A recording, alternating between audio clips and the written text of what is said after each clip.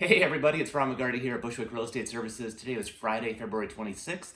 I just want to take a little bit behind the scenes on the newsletter this week.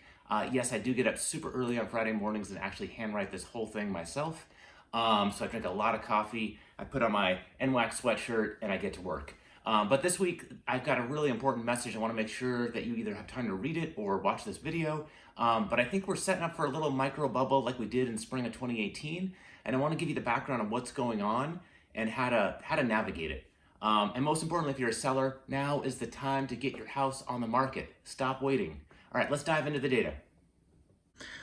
All right, we're going to do a quick deep dive through the newsletter. It ended up being really long this week, so I just want to give you a quick summary in case you don't have time to read it all and give you a little better context just by talking through it. First off, buyers are just paying crazy amounts of money right now. There's basically no supply, demand is through the roof, and we're seeing the data come through right now. Over the last couple months, homes are now closing, and we're seeing stuff like this Sammamish house that was listed at $998 went for 51% over list price. It's a total fixer. Just look at the terrible carpet. But it's mid-century modern, great views. People love it. We see the same thing happening over and over again. For instance, in Wedgwood, there's this teeny tiny Warbox house listed at $785. Went for $970 with 14 offers. Insane. Bunch more stories in here. But really the thing I wanted to talk about is what's going on in the market. It looks exactly like it did in the spring of 2018. And I think it's important to take a step back and look at what was going on back in 2018. So first up, what I did is I took sale to list price for all homes in King County, January until end of February for 2018, 19, and 20 and 21. And what I did is I put these kind of in this chart here. The x-axis is sale to list price, where 1.0 equals sale price equals list price, and this is the count on the y-axis. So stuff selling at list price is this big spike in the middle here, and then off to the right is stuff selling over list price. The purple line is 2021. It's off the charts. More stuff is selling over list price than ever, followed only by 2018. You can see 19 and 20 are way below that. Most homes were selling at list price back then. So we're starting to see stuff sell over list price like we did in 2018.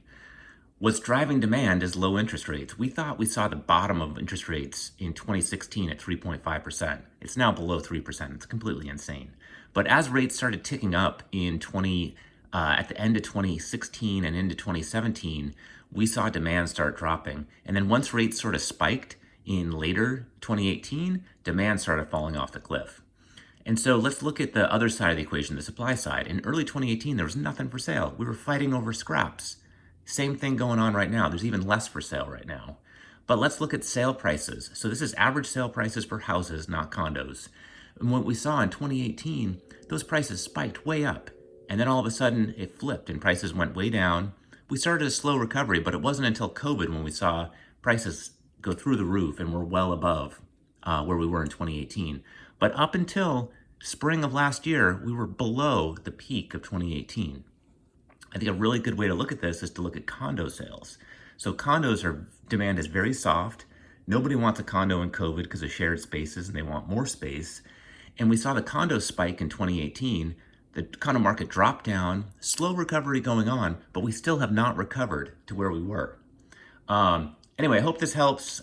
And if you have any questions, I'd love to talk to you about it. Give me a shout.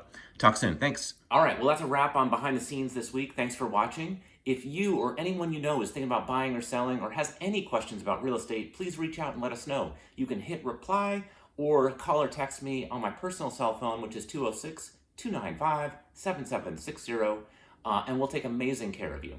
Otherwise, we look forward to being in your inbox next week. Have a great weekend. Thanks.